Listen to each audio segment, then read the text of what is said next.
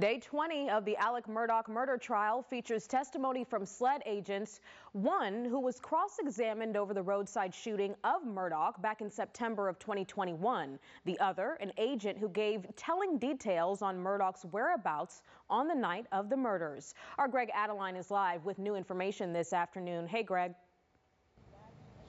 Hey, good afternoon to you, Intisar. That cross-examination of Special Agent David Kelly was certainly fiery. It was heated at times. Dick Harpootlian hammering and pressing Kelly to give yes and no answers in his testimony, at times even badgering the witness. And all in all, David Kelly wouldn't really budge an inch, tending to give the answers that he wanted to give in that cross-examination. And it was tense at times. Harpootlian's main point was that his client was not necessarily in the right state of mind. In that September 13th interview with SLED, in which he admitted to several crimes, Harpootlian wants to explain that perhaps his client wasn't in the best state of mind after the injuries he suffered in that roadside shooting.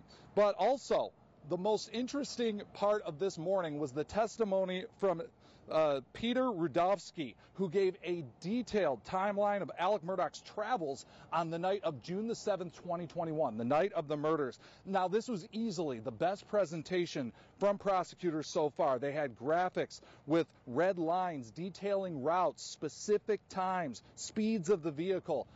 Very revealing, because Rudovsky revealed some brand new OnStar data that came from General Motors. The prosecutors got their hands on this over the weekend, and it gives a minute-by-minute accounting of Alec Murdaugh's whereabouts on the night of the murders. It shows that Murdaugh left Moselle at 9:07 that night to head to see his mom at Alameda. At 9:16, he hit speeds over 70 miles per hour. His vehicle speeding up after passing the point on the side of the road where Maggie's phone was later discovered. He arrives at Alameda at 9:22.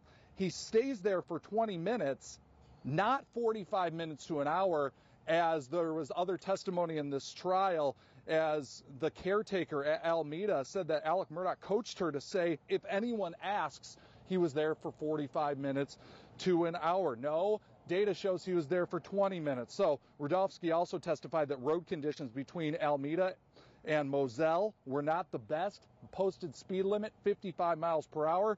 On his way back to Moselle the night of June 7, 2021, Murdaugh hit close to 80 miles per hour. Rudovsky testifying even police rushing to emergencies would not travel 80 miles per hour on that road. But here's Rudovsky explaining what happened when Alec Murdaugh arrived at the kennels at Moselle at 10:05. And then slide 52. This is showing the Suburban arriving at the kennels, 10:05:57 p.m. And backing up still on slide 52, can you remind the jury, and we'll talk more about this with the timeline in a minute, but generally what time was the 911 call? 10:06. I do not know the seconds.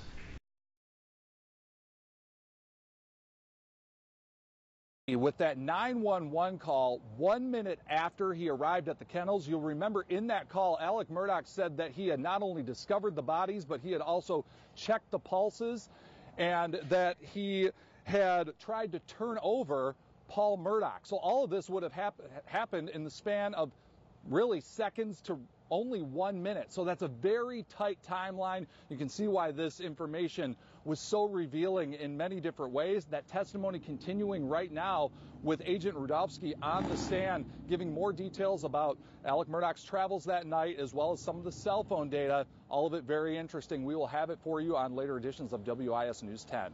But for now, we are live in Walterboro. Greg Adeline, WIS News 10. Thank you, Greg. And you can head to our website, WISTV.com. That's where we're streaming the trial live every day. You can also download the WIS News 10 app or watch it on our streaming platforms, including YouTube, Roku, and Fire TV.